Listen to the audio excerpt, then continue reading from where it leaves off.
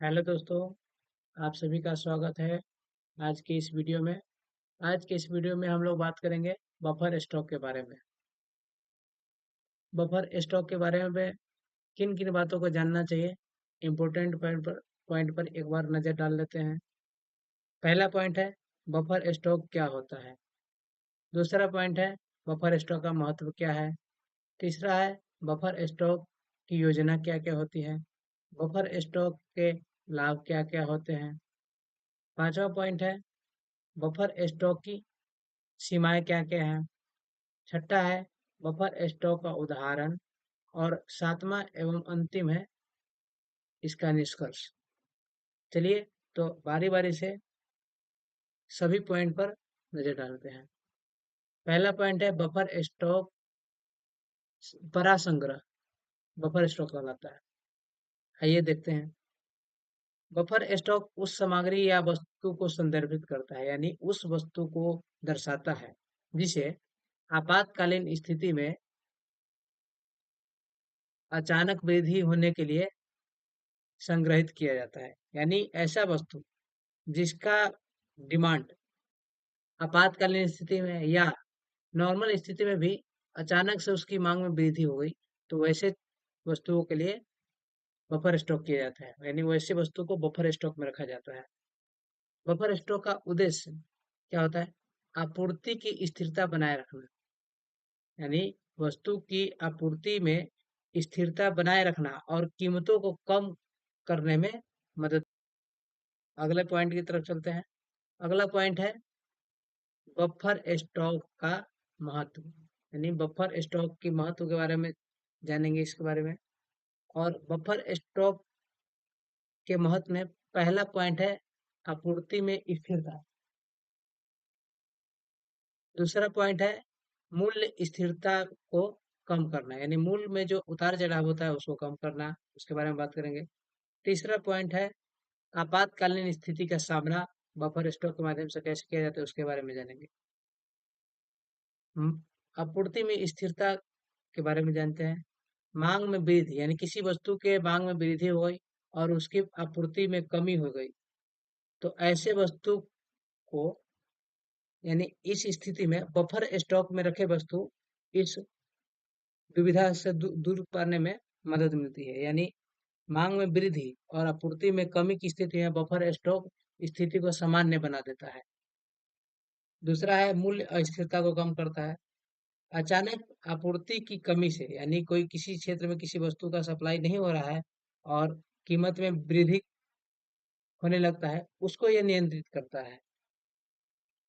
तीसरा है प्राकृतिक आपदाओं या अन्य संकटों के दौरान आवश्यक वस्तुओं की उपलब्धता को सुनिश्चित कराती है। इसका मतलब हुआ कि प्राकृतिक आपदा हो या अन्य संकट से, अभी प्राकृतिक आपदा, ये तो मानव जनित आपदा था कोविड-19, उस समय भी आपूर्ति में कमी हुआ था। कुछ कुछ जगह पर ऐसा सुनने को मिलता था कि नॉर्मल यूज यानी डेली यूज की जो वस्तुएं थी उसकी कीमत अचानक बढ़ गई है और लोग को खरीदना मजबूरी मजबूरी था। तो इस स्थिति को सामान्य बनाने बफर स्टॉक का बहुत बड़ा महत्व होता है। अगले पॉइंट की तरफ चलते हैं। तो अगला पॉइंट है बफर स्टॉक की योजना। यानी बफर स्टॉक की योजना कैसे बनाया जाए, उसके बारे में कुछ बिंदुओं पर चर्चा करते हैं। बफर स्टॉक की योजना बनाने में पहला बिंदु है मांग और आपूर्ति का विश्लेषण। यानी बफर स्टॉक की योजना बनाने से पहले उसके डिमांड और सप्लाई का हमें विश्लेषण करना चाहिए।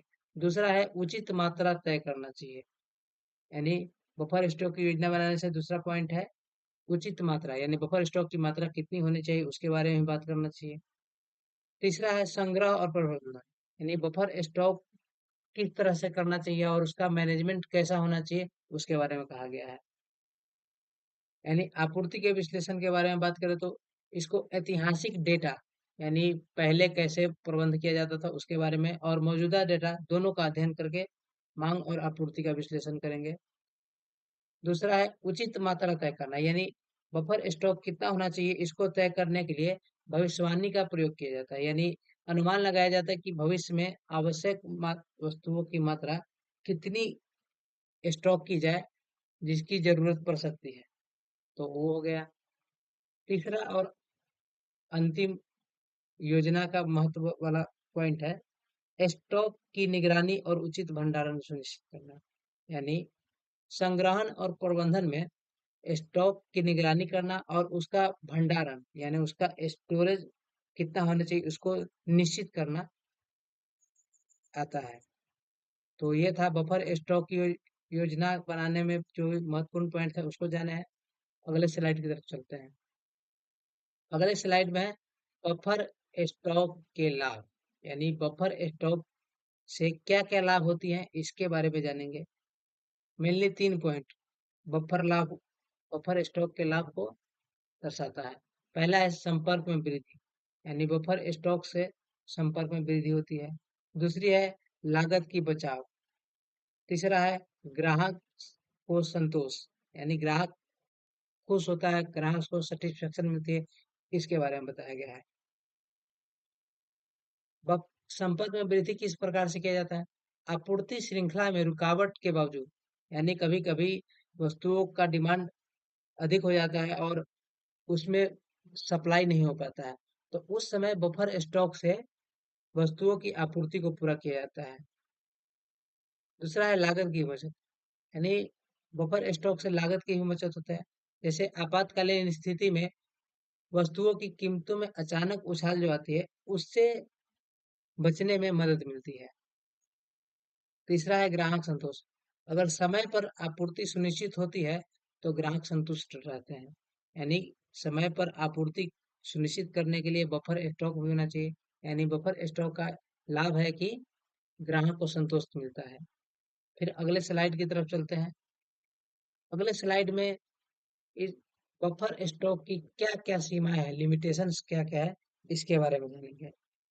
लिमिटेशन के बारे में जानने के लिए 3 पॉइंट दिया गया है। भंडारण लागत यानी भंडारण करने में कितना खर्चा आता है उसके बारे में। दूसरा है कि अगर भंडारण हो गया है तो उसमें सामान के खराब होने की भी संभावना रहती है, ये भी इसका सीमाएं हो गया। तीसरा है कैश फ्लो की समस्या है यानी भंडारण अधिक या कम होने से कैश फ्लो में दिक्कत आ सकती है। भंडारण लागत किस प्रकार से इसके सीमा निर्धारित करती है इसके बारे में जानते हैं। अधिक स्टॉक रखने से भंडारण का लागत बढ़ सकता है। सही बात है कि मान लीजिए कि जरूरत हमको बहुत कम अनाज का है और उसका स्टोर हम बहुत कर लिए, तो उसको अनाज को जो स्टोर करने में जो खर्चा लगा है, खरीदने में जो खर्चा लगा है, वो तो एक्स्ट्रा लग गया, तो अधिक लागत का डर लगा रहता है। दूसरा है माल की बासी होने की संभावना यानी किसी वस्तु को बफर स्टॉक में स्टॉक कर लिए है उसके बाद वो सामान वहां रखे रखे खराब हो रहा है, तो लंबे समय तक स्टॉक रखने से सामान खराब हो जाता है, तो इसकी ये भी लिमिटेशंस है। दूसरा है दूसरा नहीं तीसरा कैश फ्लो की समस्या यानी बड़ा स्टॉक कैश फ्लो पर दबाव डाल सकता है। कैसे डाल सकता है? यानी बहुत सारे बफर स्टॉक कर दिया जाएंगे तो उसमें बहुत सारी लागत लगती है और लागत में तो मुद्रा का प्रयोग होता है यानी कैश का, रुपए का, तो बहुत सारे रुपए का एक बड़ा भाग बफर स्टॉक में लग जाएंगे, तो बाजार में तरल कैश की कमी आ जाएगी। तो तरल कैश की जब कमी आएगी तो उसके जो चलन है यानी उसका प्रवाह है उसमें कमी आ जाएगी। तो इस तरह से बफर स्टॉक की क्या-क्या सीमाएँ थे, उसके बारे में हमें जाना। फिर अगले स्लाइड की तरफ चलते हैं। अगले स्लाइड में एक बफर स्टॉक का उदाहरण दिया गया है। उदाहरण कृषि क्षेत्र का है।